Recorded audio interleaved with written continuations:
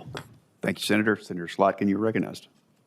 Thank you. And I join the rest of my colleagues in recognizing the 2 West Virginia guardsmen who were shot in one fatal shooting, and thank them and their families for what they've done.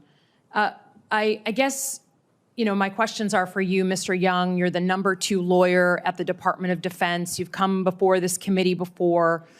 You know, a couple of weeks ago, a couple of us here on this committee and others put out a video talking about unlawful orders because we were getting so many people in uniform coming to us and saying, I just don't know if I'm going to be asked to do something that is illegal. I don't know how to handle that. Do you believe that any president can issue illegal orders? Is it possible for a president of the United States to issue illegal orders that the U.S. military should reject? Senator, that's theoretically possible. Okay. And, you know, I think in the past, then Major Hegseth in 2016 said that the military has a responsibility to reject illegal orders. Attorney General Bondi last year wrote that military officers are required not to carry out unlawful orders. Can you give me an example of what would be an unlawful order of any kind? Senator, I would say that the oath that this Congress has prescribed in 10 Just an U.S.C. example. 502 Just an example. Like we've prosecuted people, right, for carrying out illegal orders. So what? Tell me is there? Just in give that me example, any example. Senator, the one that would come to mind would be the My Lai massacre from Okay. where a young platoon leader issued that it was not the President of the United States.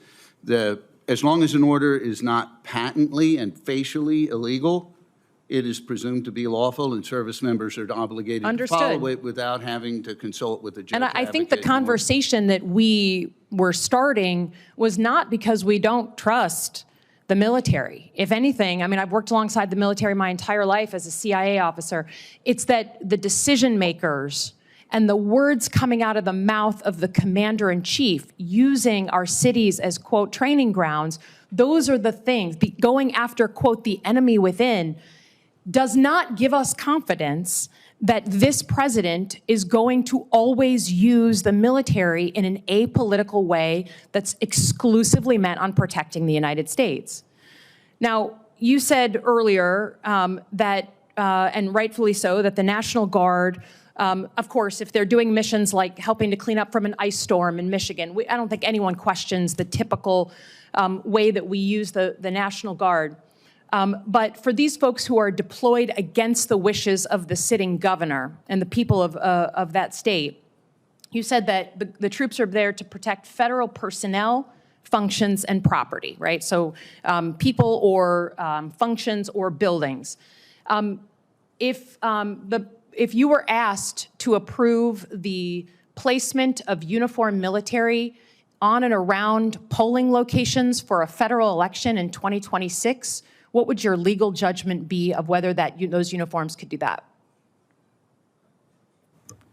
Senator, again, that's a hypothetical situation. There are federal laws that prohibit the stationing of troops at polling places. However, right, the question would be whether or not the degree to which that would apply in a non-federalized status under Title 32, and it would depend on the status of the personnel and the mission parameters that are being contemplated. So it's possible that if you were asked, if you said, look, we've got a problem in Chicago, right? We've talked about federal troops in Chicago. We need to put uniformed military surrounding polling locations in downtown Chicago. Are there circumstances in which you would approve that? Senator, I would say this, is that during COVID, when many poll workers were unavailable, many state and local But you can jurisdictions understand, I understand during National Guard COVID, personnel but you can understand that when there's a trust deficit, right? When the President of the United States says we have to go after the enemy within, and that if he loses an election, it's because it was rigged, his words, that the idea that we put uniformed military surrounding polling locations, for you to not understand what that means to the American public, the playbook of authoritarianism that I've seen as a CIA officer play out over and over and over again in other countries, for you not to understand that that sends a shiver down the spine of every American, and should, whether you're a Democrat or Republican, That's why there's a trust deficit, is because there are some circumstances in which you would use the military in the middle of our democracy like that. And I continue to believe it's not our uniformed military that have a problem, it's the leaders who are directing them and these missions. Thank you, Senator. Senator Rosen, you're recognized.